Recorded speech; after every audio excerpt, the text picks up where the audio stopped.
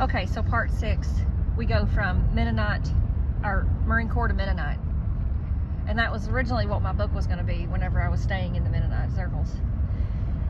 So the part that it's embarrassing to me, because I went from being such an independent, strong woman to the Mennonite circles where the women are not meant to be strong or independent whatsoever. Like, the women in those churches are told basically everything they can and cannot do in a rule book. And I'm not even making this up. Like, it's in a rule book. Like, your hair has to be a certain way, the covering has to be pleated with so many pleats, and your patterns on your dresses, which you have to make, I had no idea how to use a sewing machine, had to also be like restricted to a point. Like, and my biggest thing is that, like, I couldn't wear flip-flops because, and I'll tell you this, I have one of the ugliest feet I have ever seen, because my feet are long and skinny like skis with toes a mile long. And trust me, no man, I'm not getting a man based on my feet, okay? I couldn't wear flip-flops, and I'm from the South. Like, I lived in a beach town. I lived in Jacksonville, North Carolina, where you go to the beach all the time, and I couldn't wear flip-flops. And then I was told that I had to wear a dress to go swim in the ocean. Okay, but I did it for 4 years. 4 years. I fell for that, thinking that God wanted me to do it. Like, I cut off relationships with friends and thinking that they just weren't adding up. So what the Mennonites did,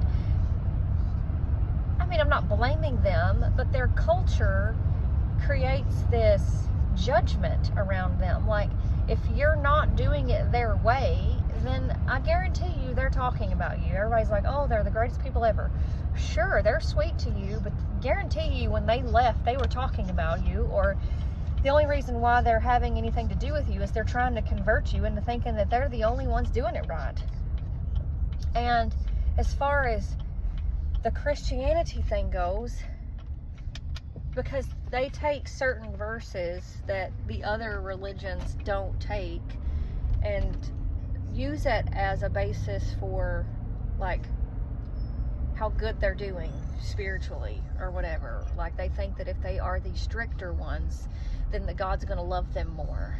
And I was like, well, I don't want to miss my chance into heaven, so if the Marine Corps told me how to wear my hair in a bun, why can't the Mennonites tell me how to wear my hair, you know? And so it's just a totally wrong way of thinking. Like, the more and more I go down that rabbit hole, I understand that the word Christianity was really just created as a way to control the masses.